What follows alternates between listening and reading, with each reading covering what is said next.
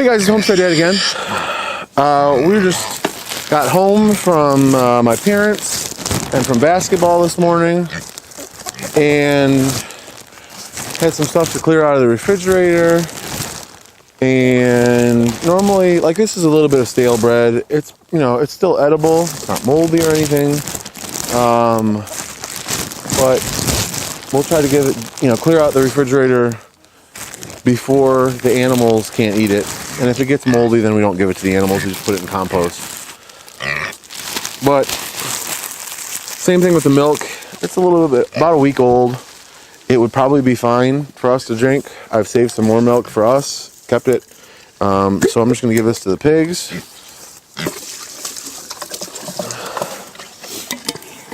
But I just wanted to let you guys know I've got a couple videos coming up. I want to do a review on the drone I got, the Phantom 3 Standard. I kind of wanted to tell you why I chose the drone that I chose and how much it was.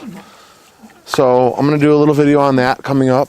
I've also got an unboxing video that I'm really excited about that I'll probably maybe tag onto the tail end of this video, the box itself. I'll give you a hint. The box itself was weighed 143 pounds. So it was heavy. But it's a beautiful day here today. I really should be flying the drone. It's not a breath of wind. We have probably low 30s, but it's pretty comfortable considering, you know, there's no wind. So, but the animals, I don't know if you guys can hear, and they get so excited they jump right and try to take the bottle from me, and they end up making a mess. I don't know if you guys can hear that on the microphone. They've just got their heads down and they're sucking up that milk. Oh, I'm going to be doing a video on our story, our family story, just how we came to be here at this property, how that came about for those of you who don't know. So that should be fun. And you know what? The other thing I wanted to say was, if there's any videos or any questions that you guys have, any video ideas from something you see around the farm that you want explained, or why we do things the way that we do, I'm more than happy to talk about that. One of our subscribers, Phil, had asked about our animal housing, so I did a little series on that. But I'm more than willing to do, you know, a video on just about anything that that we talk about here, so, or that we do here. Okay, guys, so this is the box that I was talking about. It weighs 143 pounds, packed this way. So, you guess what it is?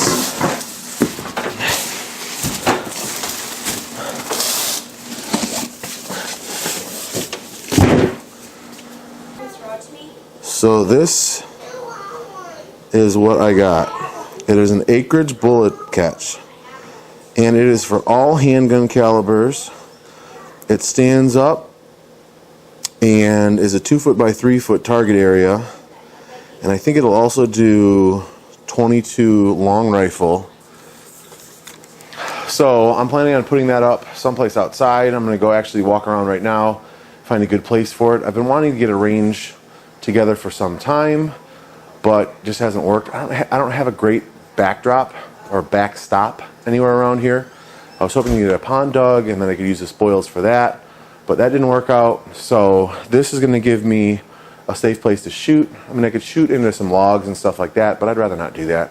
I'd rather burn the logs. So this will be a great solution to give me an area to shoot. I haven't shot nearly as much as I'd like to, or as I probably should. So this will solve that problem. So there will be a full video when I get that done, and obviously I'll take you guys along when I do that.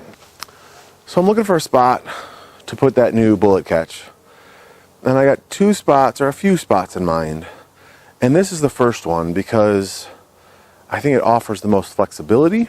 So I'm right here next to the side of the house, and I'm thinking I could put it down this lane here that goes down towards the marsh, and it would offer plenty of distance for sure with the handgun. So trying to decide The only thing about this is there is a lane behind. So like if I were to put it down this lane, the rest of the lane goes down towards the marsh. So that would have to be something that I'd consider when shooting. The other option would be to come over here into the middle of the property. See, if I put it over here, I could put a picnic table on the side of the house there and use that for, sitting and shooting if anybody wanted to do, or we just put gear on the table. The other option would be to put it along here. And this is directly behind the house. You can see the clean out right there for the septic, but I could put it up over there. And that way, at least, there's a bunch of trees behind where we're shooting if somebody were to miss.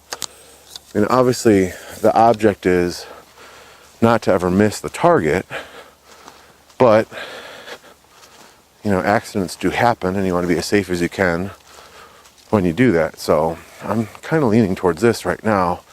Right here, just I could put a table out here and go this way.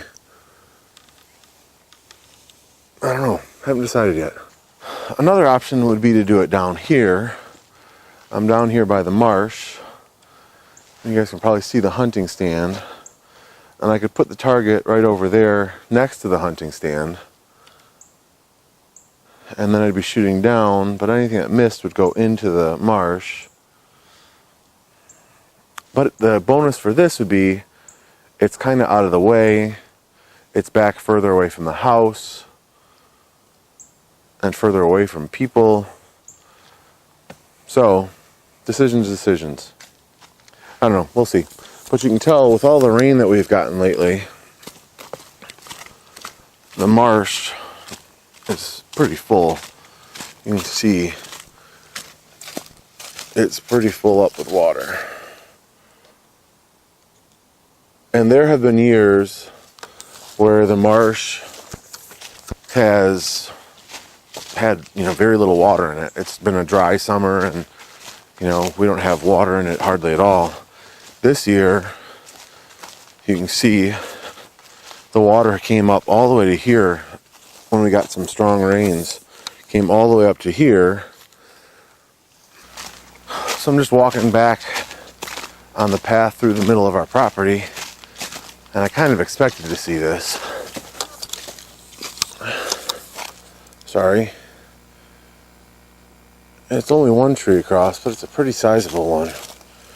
We have, in Michigan, we've had the emerald ash borer come through, and they have decimated the ash trees in Michigan and now in other places. So we still have some standing ash on the property that have been girdled by the emerald ash borer, and it's just a matter of time before they blow down. I just haven't had time to get to them, but this looks like another one. You can see here, it's a pretty decent sized tree, not big, but like along here you can see where the emerald ash borer would eat the cambium of the tree, and the water couldn't get to the top of it, and they die. So, well, here's more firewood, I suppose.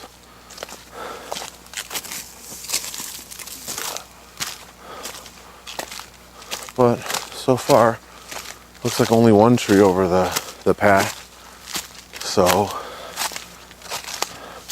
I have to clear that out. Here's a ground blind that Homestead Boy 2 and I made. It was last year.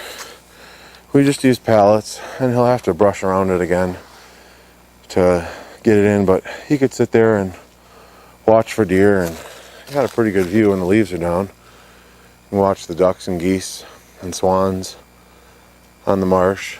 So, and the deer come from over here and down through here and then up this path. They actually come back behind here as well. For point of reference, the house is over that direction.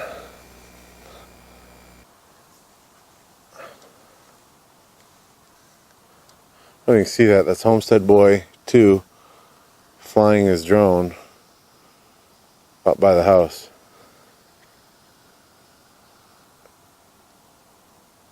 So we'll see you guys in the next video. If you've enjoyed any of the videos, please click on that thumbs up or click on the subscribe button if you haven't already done that.